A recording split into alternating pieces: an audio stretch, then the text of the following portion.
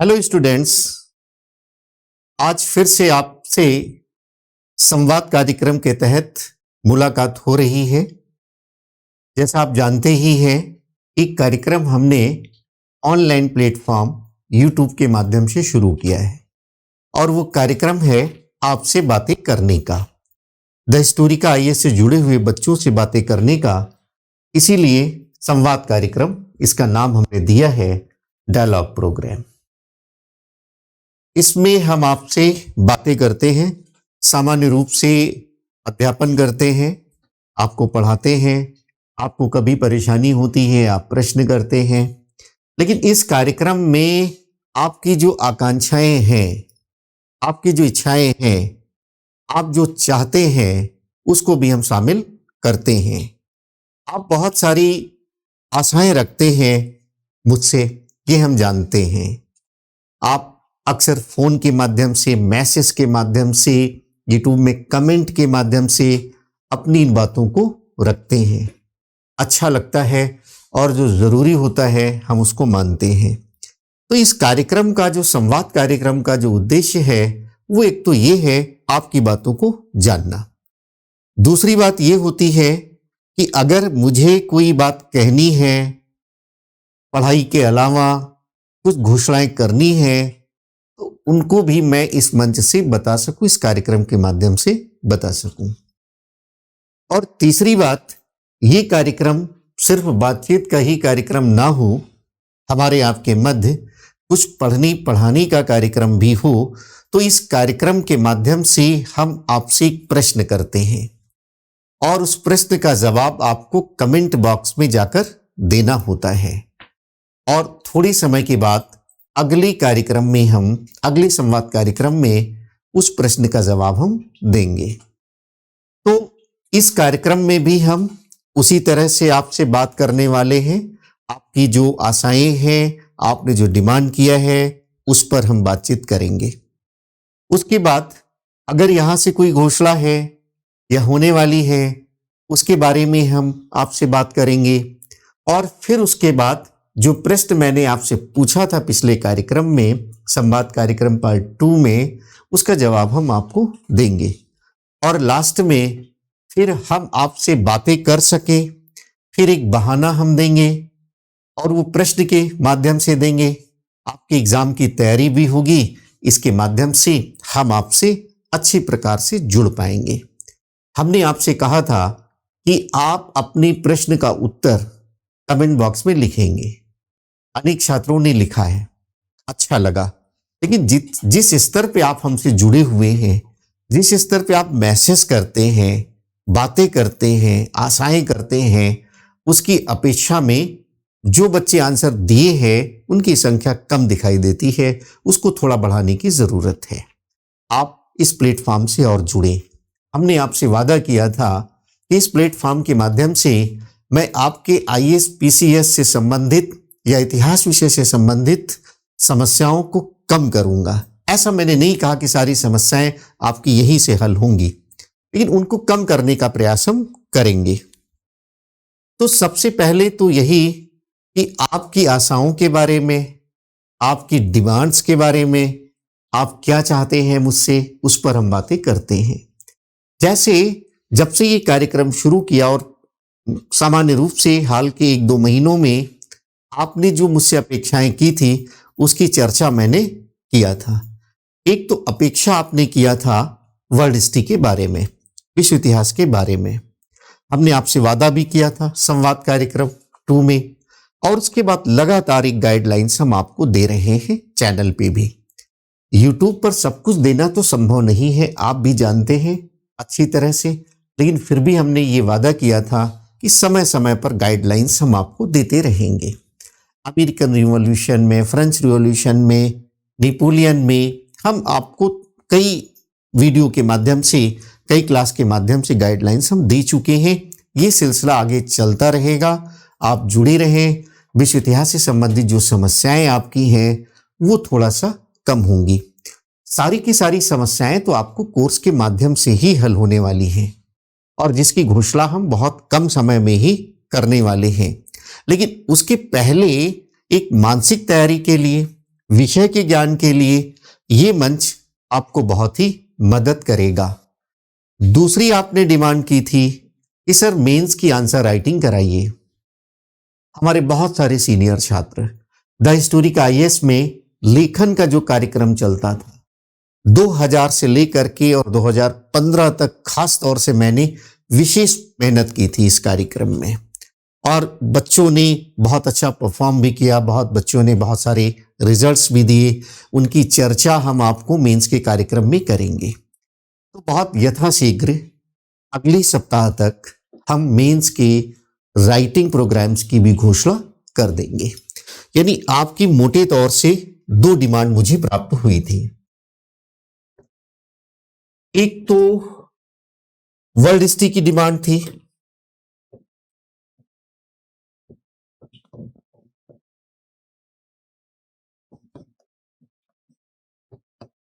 उसके बारे में गाइडलाइंस हमने देना शुरू किया है। और दूसरा जो है आपका, वो मेंस में मुख्य परीक्षा में हम उत्तर कैसे लिखें, आंसर राइटिंग के बारे में आपकी जिज्ञासाएं थी।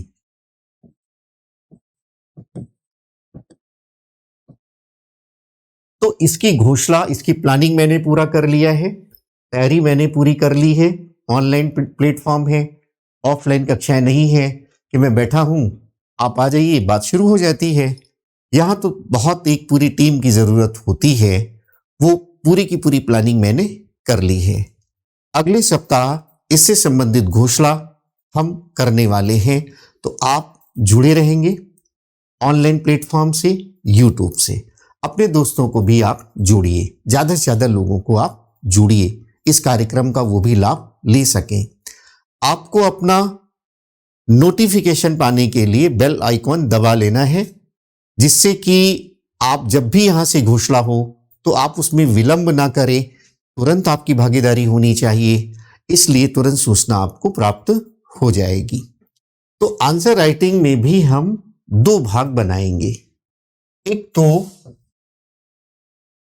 ऑप्शनल के लिए हम आप घोषणा करने वाले हैं, जिनका एक वैकल्पिक विषय होता है इतिहास, उनके लिए हम अलग से प्लानिंग करेंगे। यानी सप्ताह में कम से कम एक प्रश्न हम लेंगे, और वह प्रश्न कौन सा होगा इसका निर्धारण मैं नहीं करूंगा, आप करेंगे। इसकी विधिवत घोषणा करेंगे। हम आपको प्लेटफॉर्म मुहैया कराएंगे। आप जिस प्रश्न की फ्रेमिंग चाहते हैं हमारे से भेजिए। सप्ताह में उनमें से एक प्रश्न का चयन होगा, उसका उत्तर कैसे लिखेंगे, किस दिन आपको उसका आंसर मिलेगा, इसकी विस्तृत घोषणा हम करेंगे। दूसरा, सभी बच्चों का जीएस का पोर्शन होता है। आप जानते हैं हिस्ट्री का पोर्शन कितना महत्वपूर्ण है। मेंस में भी आपको 100 नंबर का हिस्ट्री का पोर्शन मिलता है, इंक्लूडिंग वर्ल्ड हिस्ट्री। तो ऑप्शनल आपका ये 500 नंबर का तो होता ही होता है। इसको तो बहुत अच्छे से हमको करना है, और जीएस को भी उतने ही अच्छे से हमको करना है मेंस के लिए। तो 2 भाग इसके बनेंगे। इसकी विधिवत घोषणा हम करेंगे। इधर देखा है प्रारंभिक परीक्षा का समय आ गया है, बच्चे कुछ और मांगे कर रहे हैं, उसकी चर्चा भी हम करेंगे। इसीलिए हमने कहा है आपकी जो आशाएं हैं, आपकी जो आकांक्षाएं हैं, आपकी जो जरूरतें हैं, आप जो हमसे कहते हैं, उसकी बात हम यहाँ सार्वजनिक रूप से कर रहे हैं। तीसरी जो आपने मांग रखी, नई मांग जो जुड़ी है हमारे साथ, वो प्रीलिम से जुड़ी हुई है, वो प्रारंभिक परीक्षा से जुड़ी हुई है। कुछ बच्चे प्रारंभिक परीक्षा के लिए विशेष मांग कर रहे हैं। जिन बच्चों ने प्रारंभिक परीक्षाएं सफलता प्राप्त कर ली है, 1, 2, 3 प्रयास मेंस के दे चुके हैं, वो तो बहुत बेसब्री से बस इसी का इंतजार करते हैं, यद्यपि इनकी संख्या कम होती है। और ये जो बच्चे प्रारंभिक परीक्षा की तैयारी कर रहे हैं, ये भी चाहते हैं कि इतिहास के उन प्रश्नों को जो आईएएस के एग्जाम में, यूपीएससी में प्रारंभिक परीक्षा में पूछे गए हैं, ये गाइडलाइंस भी प्रारंभिक परीक्षा में कैसे तैयारी करें इतिहास विषय की, इसकी चर्चा सर आप करें। एक तो ये डिमांड आ रही है। तो प्रारंभिक परीक्षा में भी हम आपसे आईएएस के एग्जाम में जो यूपीएससी कंडक्ट कराता है, उसमें जो क्वेश्चंस आए हैं उन पर बात करने वाले हैं। कैसे आप तैयारी करें, कौन से सेक्शंस इंपॉर्टेंट होंगे, कितने क्वेश्चंस आते हैं, और लगभग सभी प्रश्नों के जवाब हम देने वाले हैं। इसकी भी घोषणा अगले सप्ताह हम करेंगे। इसके अलावा एक एग्जाम की और घोषणा हो चुकी है। यूपीएससी में प्रीलिम का एग्जाम आप जानते हैं मई के महीने में 28 को है, और एक यूपी पीसीएस के एग्जाम की घोषणा हो गई है। यूपी पीसीएस के एग्जाम की घोषणा हो गई है, इसलिए इसके लिए भी कार्यक्रम की घोषणा हम करने वाले हैं। जो बच्चे पीसीएस में जाना चाहते हैं, उत्तर प्रदेश में पीसीएस की परीक्षा दे रहे हैं, उनके लिए भी एक कार्यक्रम की घोषणा होगी। किस दिन क्लास मिलने वाली है, इन सब की विधिवत घोषणा करेंगे। बस इस संवाद कार्यक्रम में 3 आगे की घोषणाओं की पृष्ठभूमि का निर्माण हुआ। सबसे पहले हम घोषणा करेंगे विद इन अ वीक, एक सप्ताह के अंदर आपके मेंस आंसर राइटिंग की। जो बच्चे सीनियर हैं वो मेंस की तैयारी में लगातार लगे रहते हैं, और एग्जाम के प्रारंभिक परीक्षा के 1 से 2 महीने के पहले वो अपना प्रारंभिक परीक्षा में फिर से रिवीजन करते हैं, फिर से तैयारी करते हैं। यदि हमारा सुझाव यही रहता है कि प्रारंभिक परीक्षा आप लगातार थोड़ा बहुत जुड़े रहना चाहिए, कोई रिस्क आप नहीं ले सकते। स्क्रीनिंग टेस्ट होता है, अगर आप प्रारंभिक परीक्षा में सफल नहीं होंगे तो मेंस की तैयारी का क्या लाभ होगा, तो थोड़ा बहुत आपको उसको बनाए रखना है। दूसरी जो घोषणा हम करेंगे वह भी एक सप्ताह के अंदर ही हो जाएगा, 1-2-4 दिन आगे पीछे ही सब घोषणाएं होंगी। एक तो यूपीएससी में जो जीएस का आपका पोर्शन है, उस जीएस में हिस्ट्री का जो खंड होता है, हिस्ट्री एंड कल्चर का जो पोर्शन होता है, उससे रिलेटेड, यानी इतिहास एवं संस्कृत से संबंधित जो भाग होता है जीएस में, उस पर हम लोग घोषणा करेंगे और पूरी आपकी सहायता यहां से करने की कोशिश करेंगे। इसके अलावा इतिहास एवं संस्कृति में जीएस पोर्शन में जो यूपी पीसीएस में क्वेश्चन आते हैं, उसके समाधान का भी प्रयास हम करेंगे। तो आपको इंतजार करना है एक नई घोषणा का आंसर राइटिंग कार्यक्रम मेंस के लिए, और प्रारंभिक परीक्षा में जीएस के लिए, आईएएस की परीक्षा में यूपीएससी में, और यूपी पीसीएस के लिए ये आपको करना है। मेंस की राइटिंग में भी हम ऑप्शनल की भी बात करेंगे, अलग से 500 नंबर का होता है, और जीएस पोर्शन की भी बात करेंगे। तो ये तो है आपकी अपेक्षाओं से संबंधित बातें, और हम क्या मदद करने वाले हैं। हो सकता है, मैंने पहले भी कहा है, बहुत सारे बच्चे बहुत सारी अपेक्षाएं करते हैं। कई बच्चों ने व्यक्तिगत मैसेज किया, अभी बिहार पीसीएस मेंस का एग्जाम हुआ, बड़ी बच्चों ने अपेक्षाएं की। कई बच्चों की समस्याओं को हमने इसी मंच से, उन्हीं प्रश्नों को हमने, अमेरिकन रिवॉल्यूशन की बात की, मॉडर्न हिस्ट्री में कुछ प्रश्न हमने बनाए।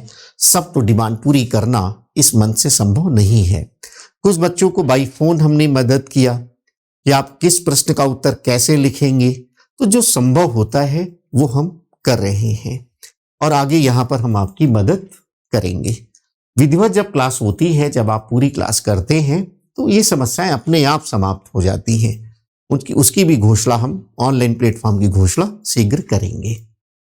अब यहां पर इसके बाद हम लोग बात करेंगे,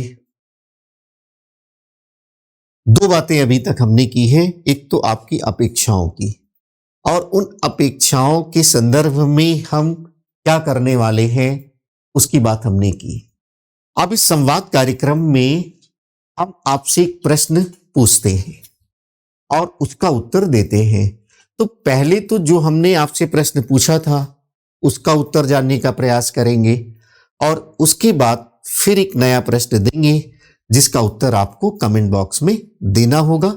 बिल्कुल लापरवाही आप नहीं करेंगे, सब लोग थोड़ा सा एक्टिव होंगे। अब उस प्रश्न को लेते हैं जो पिछले संवाद कार्यक्रम में हमने आपसे पूछा था। आपसे पूछा था हमने लेटर दी कैचे के बारे में। लेटर दी कैचे क्या था और यह किस देश से संबंधित था, यह प्रश्न हमने आपसे पूछा था। What was the letters the कैचे, this country did it belong to, ये किस देश से संबंधित है।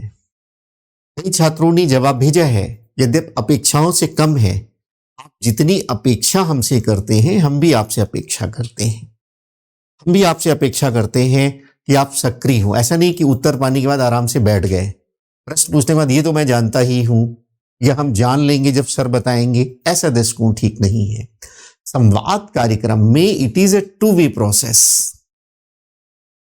डायलॉग प्रोग्राम का मतलब है कि टू वे प्रोसेस, आप हमसे जो अपेक्षा करते हैं उसके संदर्भ में हम बातें करते हैं, और अगर हम आपसे अपेक्षा करते हैं तो आपको भी एक्टिवली पार्टिसिपेट करना है, और तभी ये कार्यक्रम एक नई ऊंचाइयों को प्राप्त करेगा कुछ दिन में, ऐसा मैं आशा करता हूं। अब यहां पर आप देखिए लेटर्स द कैची क्या है। एक तो इसके उच्चारण को लेकर के तमाम बच्चे परेशान रहते हैं, इसको क्या बोले। कभी कभी आप देखेंगे लिखा रहता है लेट्रिस डी कैसे। आप हिंदी की जब किताब पढ़ते हैं लेट्रिस डी कैसे,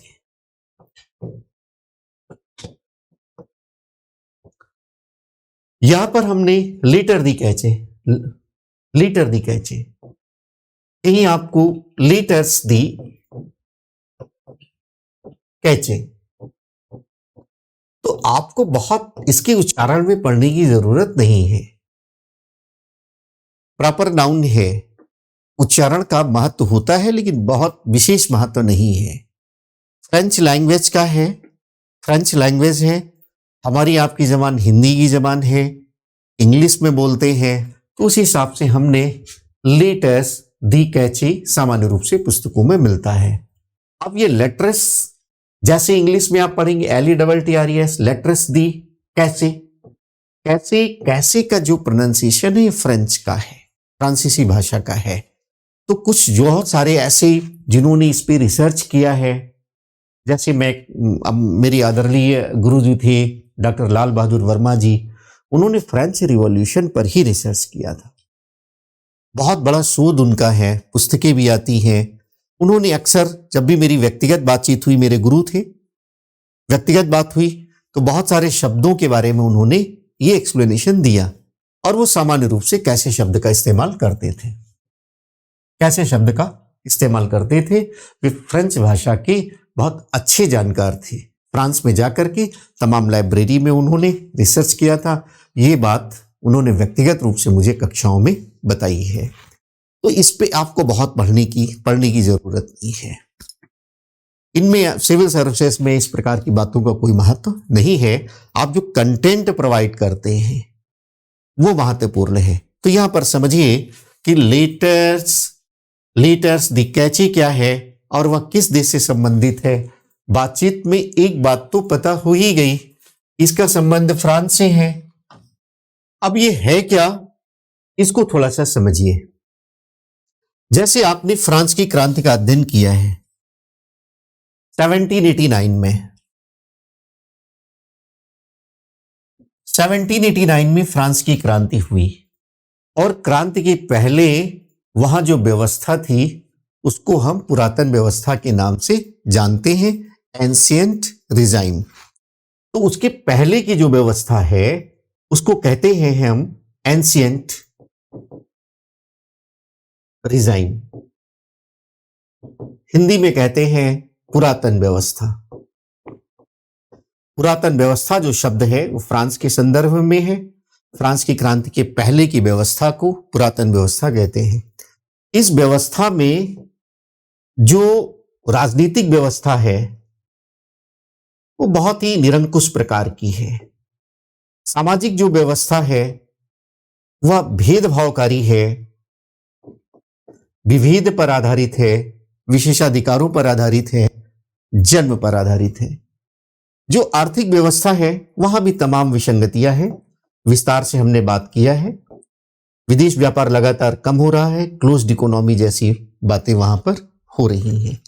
धार्मिक व्यवस्था में भी भ्रष्टाचार विद्यमान है। एक ऐसी बात हमने आपको फ्रांस की क्रांति में पढ़ाई है, नहीं तो आप जब पुरातन व्यवस्था का अध्ययन करेंगे तो वहां पर इन चीजों को आप देखेंगे।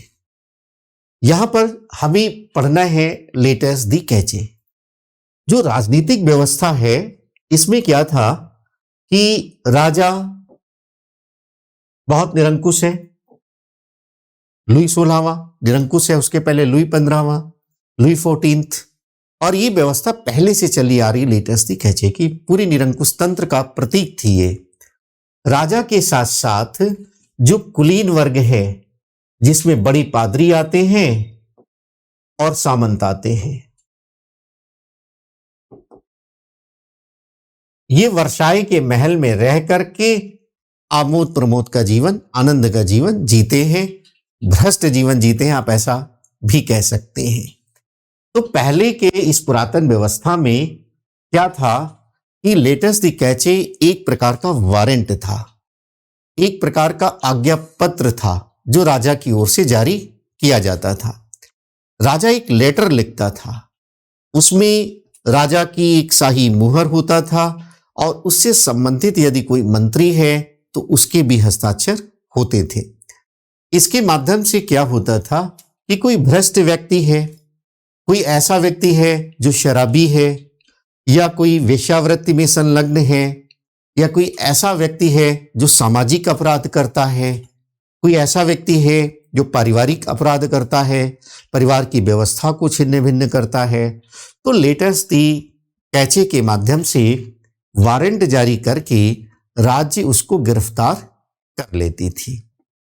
लेकिन धीरे धीरे क्या हुआ कि ये जो लेटस दी कैचे है ये पूरी की पूरी व्यवस्था के शोषण का प्रतीक बन जाता है। अब वहां जो दरबार में लोग हैं, जो कुलीन वर्ग के लोग हैं, सामंत हैं, पादरी हैं, राजा के जो विश्वस्त लोग हैं, दरबारी हैं, वो इसका दुरुपयोग करना शुरू कर देते हैं। और जिस व्यक्ति के खिलाफ, जैसे मान लेते मध्य वर्ग, वो समानता पर आधारित नहीं थे, उनको उस तरह के लाभ प्राप्त नहीं हो रहे थे, जो डॉक्टर थे, इंजीनियर थे, वकील थे, अध्यापक थे, व्यापारी थे, वो सब के सब, वो धनी भी थे, शिक्षित भी थे, सुसंस्कृत भी थे, लेकिन उनको विशेषाधिकार प्राप्त नहीं थे। उस प्रकार के विशेषाधिकार जो सामंतों को प्राप्त थे, बड़ी पादरियों को प्राप्त थे, या दरबार में जो लोग हैं उनको प्राप्त थे। तो ये लोग क्या करते थे, अपना भ्रष्टाचार के कारण लेटस दी कैचे जिस व्यक्ति के खिलाफ चाहते थे उसके खिलाफ उसको जारी करवा लेते थे। तो यह जो लेटस दी कैसे है या कैचे है, यह एक वारंट होता था और जिसके माध्यम से किसी भी व्यक्ति को गिरफ्तार किया जा सकता था। अगर ये जारी हो गया तो आपको गिरफ्तार होना है, और बिना किसी मुकदमे के आपको लंबे समय तक जेल में रहना पड़ेगा, बिना किसी अभियोग के, बिना किसी मुकदमे के। तो एक प्रकार से आप ये देखें कि ये जो वारंट था लेटस दी कैचे के माध्यम से, यह उस समय जो पुरातन व्यवस्था में अन्याय है, अत्याचार है, उसका प्रतीक बन जाता है, और जो राजतंत्र है उसके दुरुपयोग का, उसके अन्यायपरक व्यवस्था का प्रतीक बन जाता है। इसलिए लोगों के मन में इसको लेकर बड़ा असंतोष था। तो ये है लेटस दी कैचे। संक्षेप में यह एक वारंट था जिसको कोई भी दरबार में जुड़ा हुआ कोई भी व्यक्ति जो प्रभावशाली था उसको जारी करा सकता था और अपने विरोधी को गिरफ्तार किया जा सकता था, गिरफ्तार करवा सकता था, उसे बिना अभियोग के जेल में रखा जाता था। तो इस प्रकार की व्यवस्था थी लेटस दी कैचे में। उम्मीद करते हैं आप समझ गए होंगे। विश्व इतिहास में जब फ्रांस की पुरातन व्यवस्था का आप अध्ययन करेंगे और विस्तार से इस पूरी व्यवस्था को आप समझ पाएंगे, इस भ्रष्ट व्यवस्था को समझ पाएंगे। तो अब बारी है एक नए प्रश्न देने की, और उस नए प्रश्न के माध्यम से फिर हम आपसे संवाद करेंगे। लेकिन आपको क्या करना है, आपको आज की ये क्लास बड़ी इंपॉर्टेंट है आपके लिए। एक तो इंतजार करना है मेंस में आंसर राइटिंग का कार्यक्रम कब आप तक पहुंचता है, जिससे आप हमें प्रश्नों को भेज सकें और यहाँ हम प्लानिंग कर सकें। उत्तर देने का। दूसरा ये है जीएस मेंस के लिए भी घोषणा होने वाली है। तीसरा ये है कि जीएस के लिए, प्रारंभिक परीक्षा में जीएस के लिए जो इतिहास एवं संस्कृति का भाग है उसकी भी घोषणा होने वाली है। और जो बच्चे यूपीपीसीएस देना चाहते हैं उनको भी जीएस में जो हिस्ट्री एंड कल्चर का पोर्शन है उससे संबंधित सभी प्रश्नों का समाधान इस मंच से दिया जाएगा। तो आप इंतजार करें, अपने दोस्तों को भी जोड़िए, ये मैं आपसे अपेक्षा करता हूं। आप ये सूचना दें, लिंक प्रोवाइड करें और उनको जोड़ें। अब बारी है एक नए प्रश्न की। इस संवाद कार्यक्रम के तहत हम आपको एक नया प्रश्न देते हैं और उसका उत्तर आपको कमेंट बॉक्स में जा करके लिखना होता है, ठीक है।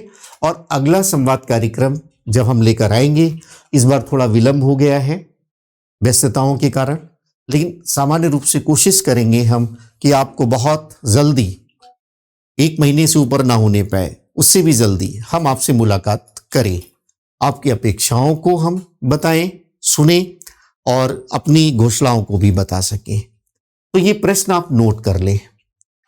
ये प्रश्न है ग्लासनोस्ट। 2 शब्द आपको मिलेंगे, ग्लासनोस्ट एवं पेरेस्ट्रोइका क्या है। आज का प्रश्न है ग्लासनोस्ट एवं पेरेस्ट्रोइका क्या है।